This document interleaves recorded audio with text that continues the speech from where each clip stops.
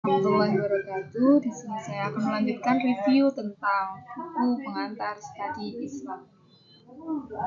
Bab 5, yakni mengenai sumber utama studi Islam.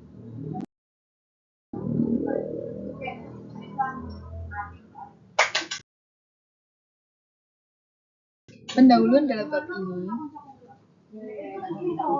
Al-Quran adalah sumber utama kajian Islam yang menjadi sumber perdebatan dalam memahami ajaran Islam. Karena memang kenapa kok menjadi sumber?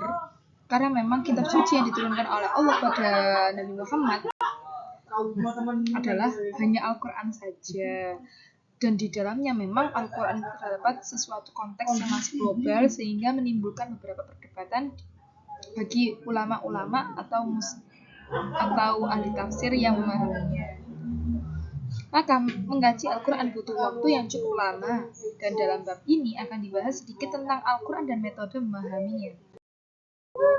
Pengertian Al-Quran secara etimologi berasal dari bahasa Arab, yakni korona, meletakkan bersama-sama atau mengikat bersama-sama, yang berarti juga bacaan suci yang terhimpun di dalam bentuk kitab.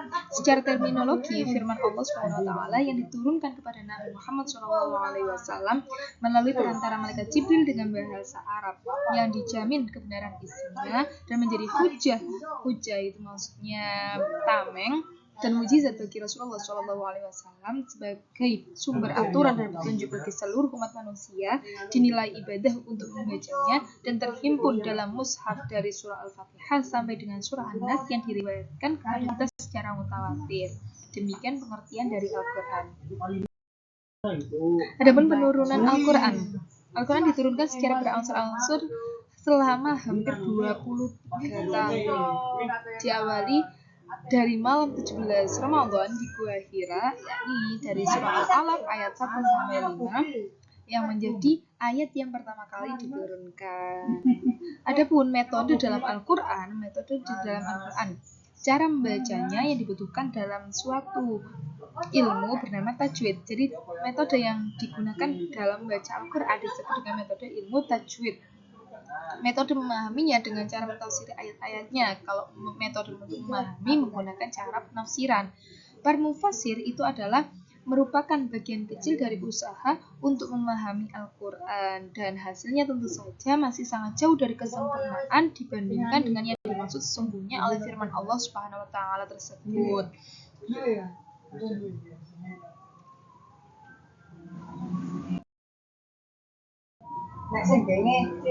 Perkembangan metode memahami Al-Quran.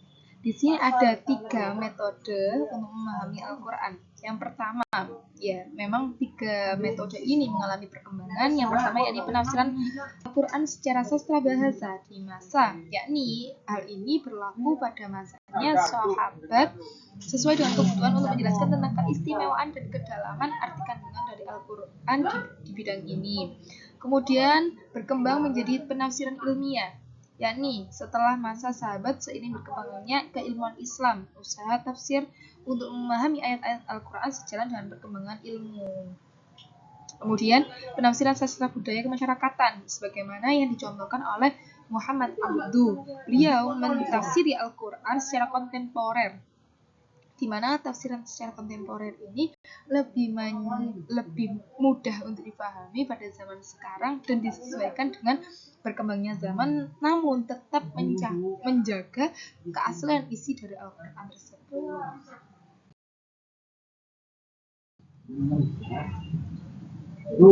Macam-macam metode memahami Al-Quran. Di sini ada 4. Yang pertama, metode tahlili, yakni suatu metode tafsir yang mufasirnya atau pentafsirnya berusaha menjelaskan kandungan ayat-ayat Al-Quran dari berbagai seginya dengan memperhatikan runtutan ayat-ayat Al-Quran sebagaimana tercantum di dalam mushaf. Jadi kalau metode tahlili ini pentafsirannya secara runtut mulai dari diawali surah Al-Fatihah, kemudian surah Al-Baqarah sampai pada surah An-Nas secara runtut sesuai dengan runtutan di dalam Al-Quran. Kemudian metode ijmali adalah cara mentafsirkan ayat-ayat Al-Quran dengan menunjukkan kandungan makna yang terdapat pada suatu ayat secara global. Kalau ijmali di sini tidak diperuntukkan secara runtut, namun ditafsiri secara global saja. Seperti contohnya langsung ke intinya. Surah Al-Baqarah menjelaskan ini, surah Ali Imran menjelaskan ini, Maidah menjelaskan ini, An-Nisa menjelaskan ini, tanpa dijelaskan secara runut sebagaimana metode tahlili. Metode yang ketiga yaitu metode muqorin, yakni metode tafsir yang dilakukan dengan cara membandingkan ayat-ayat Al-Quran yang satu dengan yang lainnya. Dalam di sini perbandingan pasti memiliki adanya sisi kesamaan sehingga perlu untuk dibandingkan. Misalnya adanya ayat yang di dalam surah Al-Baqarah dengan adanya kewajiban untuk memenuhi hablun nas di ayat yang lain. Kemudian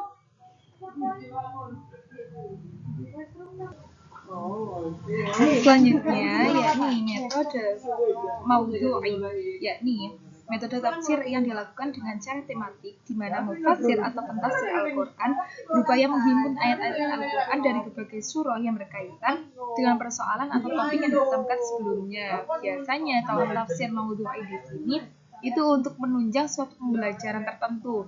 Contohnya seperti pembelajaran tentang fikih, tentang babnya haji. Maka biasanya tafsir yang digunakan itu tafsir maudhu'i, yakni himpunan berupa ayat-ayat tentang tafsir. Atau contohnya lagi tentang wanita-wanita, macam-macamnya wanita yang mendapatkan rukhsah untuk tidak melaksanakan syariat sholat. Itu juga dijelaskan di dalam Al-Quran beberapa ayat yang kemudian dihimpun menggunakan metode maudhu'i.